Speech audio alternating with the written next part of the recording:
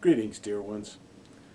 I've been thinking about the notion that we are surrounded by a great cloud of witnesses. Those witnesses, living and dead, keep us true to our intentions, remind us of the beauty by which we're surrounded, and of the feasts set out before us. Some years ago, our daughter Hannah and I went to hear David McCulloch, the great American historian and writer, at an event that was sponsored by the Loft.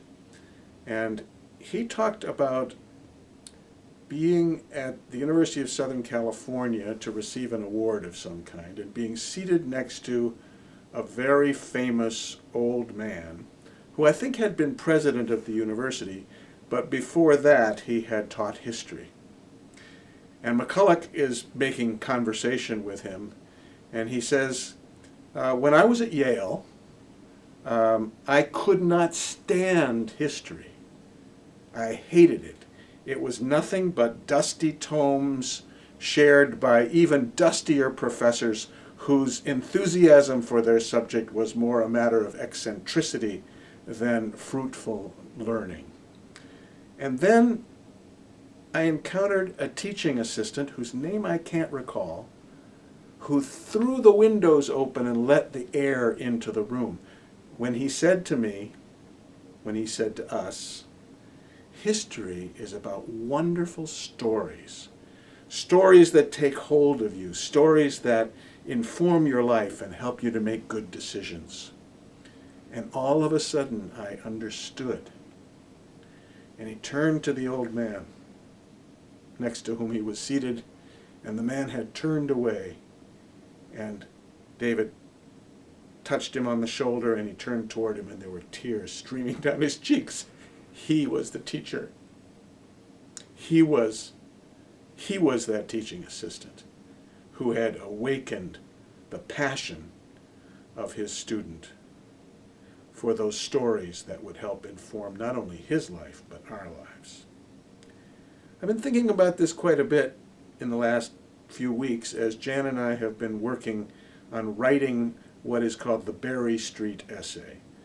The Berry Street Essay was initiated in 1821, I believe, by William Ellery Channing, so that there would be a colleague Unitarian minister, in our case two, chosen each year to speak to whatever that person or those people thought was central to the well-being of the ministry and the future of our faith tradition. In preparing for that lecture, Jan and I have been spending time with a fellow named James Freeman Clarke. Now that's a little complicated because he's been dead for a long, long time. But James Freeman Clarke was among those who gathered in the 1830s to consider how best to reform the Unitarian churches of the Boston area, which were already dusty, which were already falling into the old pattern that churches are prone to, of going through the motions without the lively experience of the holy that should always be at the center of our religious lives. I'm talking about this because I can't get James Freeman Clarke out of the essay. He keeps showing up.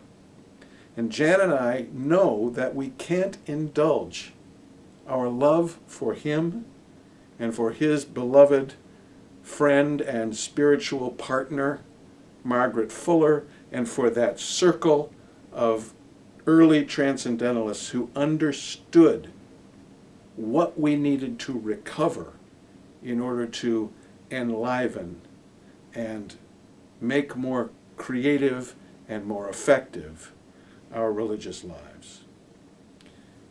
That great cloud of witnesses, living and dead, by which we are surrounded, is at the heart of nourishment, of the kind of nourishment that throws the windows open, lets in the air and lets in the light, and reminds us of what we may yet be. May it be so, friends, for each and all of us. History is a wonderful, wonderful gift.